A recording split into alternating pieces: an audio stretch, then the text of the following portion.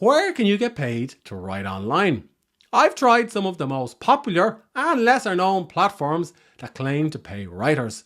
And I'm going to do a deep dive so you can see exactly what your earning potential could be. I'm going to cover over 9 different places where you can get paid to write. LinkedIn. Many think of it as a network for professional development, for creating your CV and bragging about some new job. But it's so much more than that. In fact, LinkedIn is fantastic if you want to find paying writing work. Now, you're not going to earn money directly from LinkedIn in the form of some type of partner program, like the one you'll find on some of the other platforms I'll show you in this video. But if you position yourself correctly, and if you find the right clients, you can easily earn far more money than you'll be able to extract from any social media network partner program. Some stats to consider. Well, according to SEMrush, LinkedIn gets over 678 million visitors every month. And LinkedIn itself claims that it has over 820 million active users.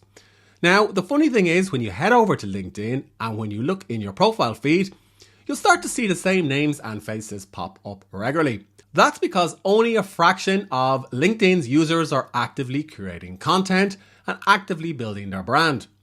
So if you're comfortable writing online, and if you're watching this video, I'm going to presume you are, then you can craft a content strategy that easily builds your brand on LinkedIn and helps you attract the right clients. That's currently what I'm doing, and here's what it looks like. So basically, I've optimized my profile to explain clearly what I do, who I work with, and also to call out some past clients that I've helped. And I publish 5 pieces of content every week, Monday to Friday, and I actively engage with bigger accounts on LinkedIn. And one thing I've found from using LinkedIn for the past year or so is that the users on LinkedIn are much more friendly than users on Twitter or Facebook, and also the content is of much higher quality. And it's less noisy than some of the other networks and platforms that I'll mention in this video. Another key distinction that many people miss with LinkedIn is you can actively build your network. So you can send up to 200 connection requests per week and quickly build your profile. And if somebody accepts your connection request, then they'll start to see your content in their feed. I don't think it's quite possible to grow a brand or profile on any other social media network in this way. In other words, you don't need to spend money on paid ads and you don't need to worry about going viral. Just figure out who your ideal client or persona is and start sending them connection requests. And if you're unsure who to connect with, simply find some bigger accounts that are popping up in your LinkedIn profile, go into the comments section and start sending them a brief email saying something like, "Hey, I hear you're a fan of Alex's work, so am I, and I thought we should connect." LinkedIn's users are typically in a work frame of mind when they log onto their platform on their mobile or desktop. And because they're using LinkedIn, chances are they have money to invest in their business. Can you say the same about people you find on X or on Facebook? Probably not. So if you're able to build a relationship with people on LinkedIn through your content, then you'll find it easy to find the right clients for you and for your business. Sure, you're not going to earn money directly from some sort of LinkedIn partner program, but it's a great place if you're going to write online, if you want to build your brand, and if you're in a business-related niche. If you want to get started on LinkedIn, I have some other videos on the channel, which I recommend you check out. In one of the videos, I do a deep dive into how you can optimize your LinkedIn profile. And in another video, I walk through some of the most popular and proven viral content formats that you could easily swipe and use for your content. Medium.com is one of my favorite social media networks. I've been a Medium user for years now, and it's ideal for writers who want to connect with readers. And you can earn a small bit from the Medium Partner Program. And you can also use it to earn money in other ways that I'll talk about in a few moments. Now, Medium isn't as big as some of the other social media networks out there like X, Facebook or LinkedIn, but there's still a sizable amount of readers who want to consume great content.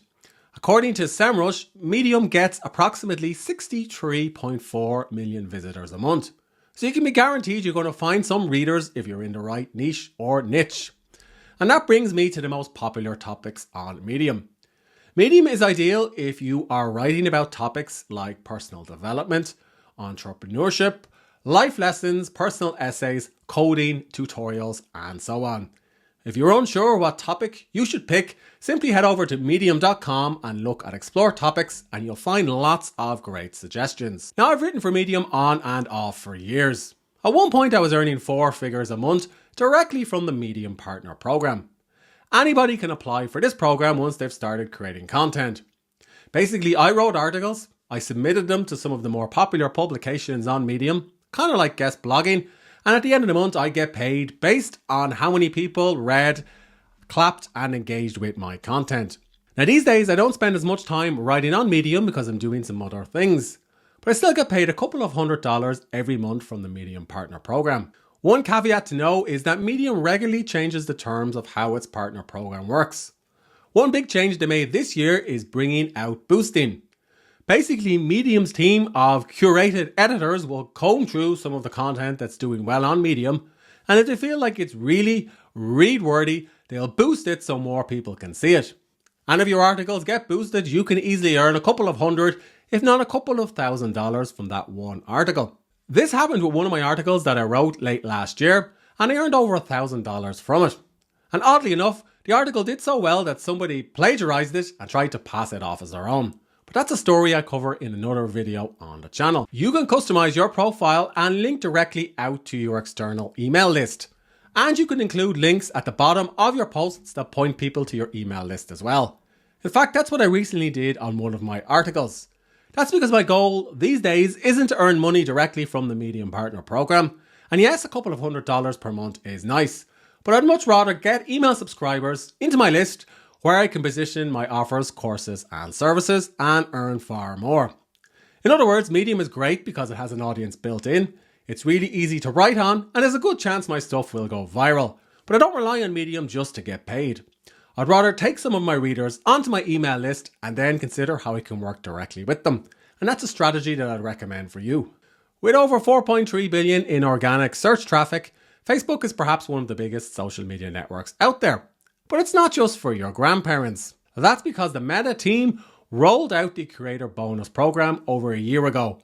Currently in beta, Meta claims it's paid over $2 billion to creators who are publishing reels, videos, photos and text posts. I tried all of those types of posts and I'll explain what happened in a moment. Basically, Facebook wants to pay you to write and create content for them, content that keeps people on the platform.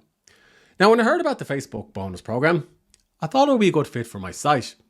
Other creators I know in the food and drinks niche and in the arts and craft niche were getting paid thousands of dollars. And I have loads of content on my site that I could easily repurpose for Facebook. So that's what I did. I turned my ideas from my articles and content into memes, into text posts, and even into reels. Some of them didn't do well, some of them did. One of them even went viral and got millions of views. And sure enough, that got Facebook's attention. I got an email from them saying you're invited to enroll in the performance bonus program. Great news! However, when I went ahead and tried to enroll, I got stuck with the last step. That's because Facebook, or the Facebook support team, told me that it's not actually available in Ireland yet, and I shouldn't have gotten this email.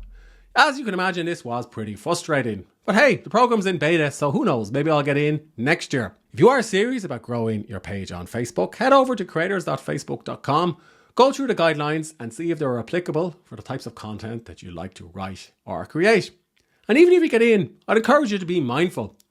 Facebook famously changed how their algorithm works all the time. In other words, you could earn thousands of dollars one month from the Facebook bonus program, and you could earn nothing the next month. So we'll have to see how this program plays out over time. And if we get into the program, I'll record a follow-on video and let you know how I got on. If you're not interested in writing on social media and building up your brand, you can use 2 different platforms to find paying clients. You can use Text Broker and Writer Access. And I've used both of these platforms, but not to find paying writing work.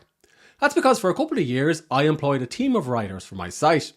And when I needed new content for my site that this team couldn't create, I'd head over to Text Broker or Writer Access and I'd find somebody who was a specialist in the topic in question.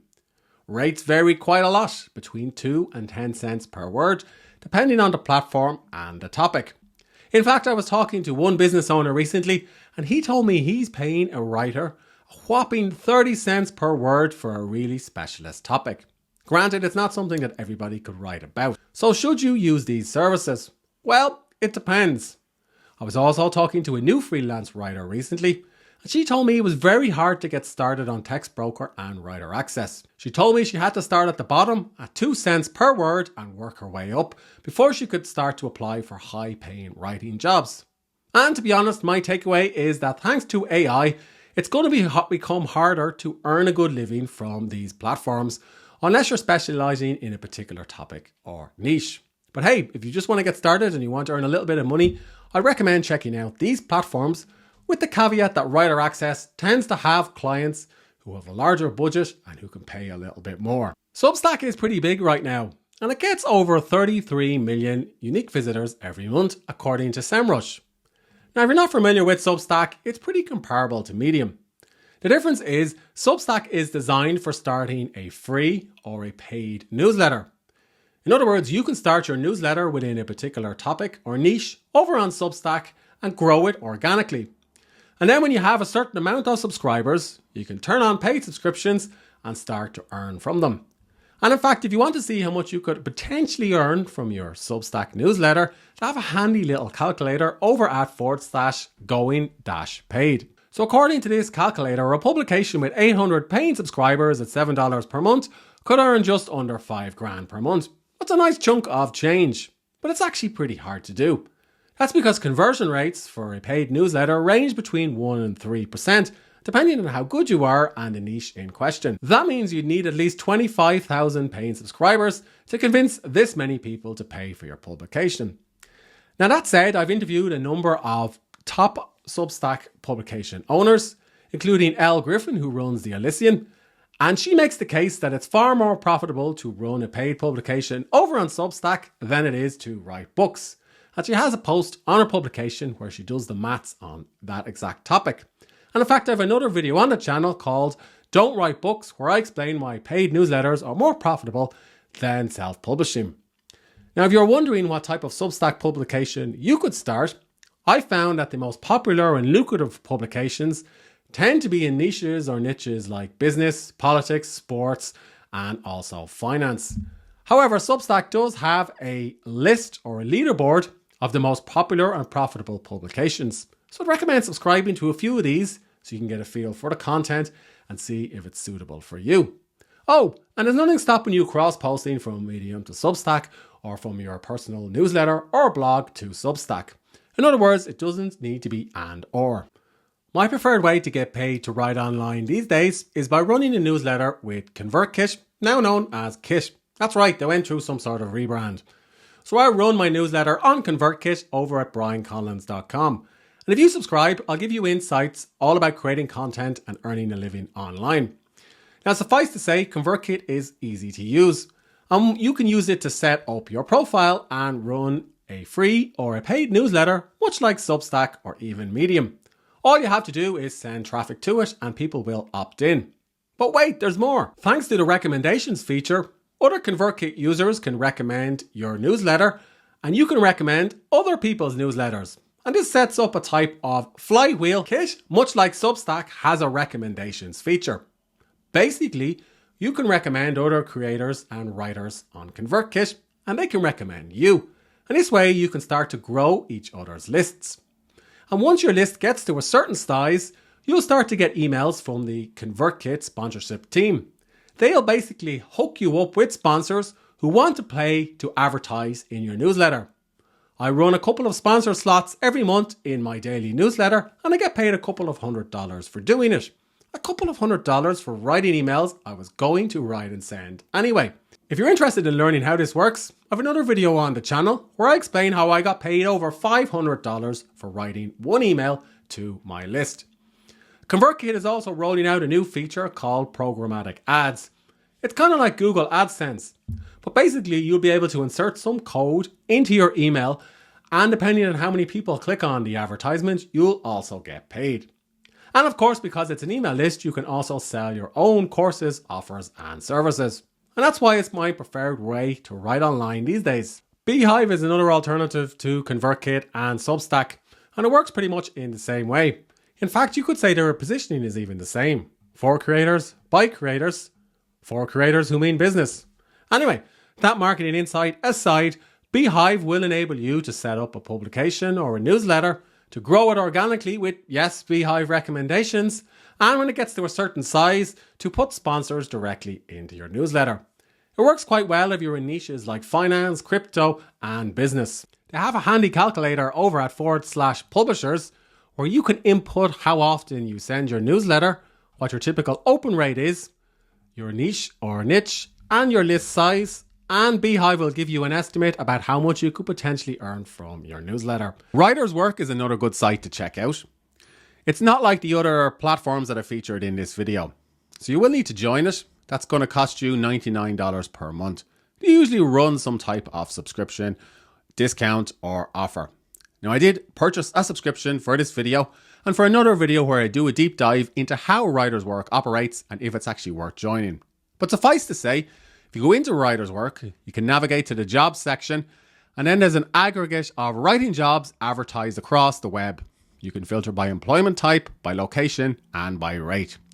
So as an example, I clicked on 2 of these. Here's a freelance content writing gig over at Storybox that's advertised on Indeed that pays between $40 and $60.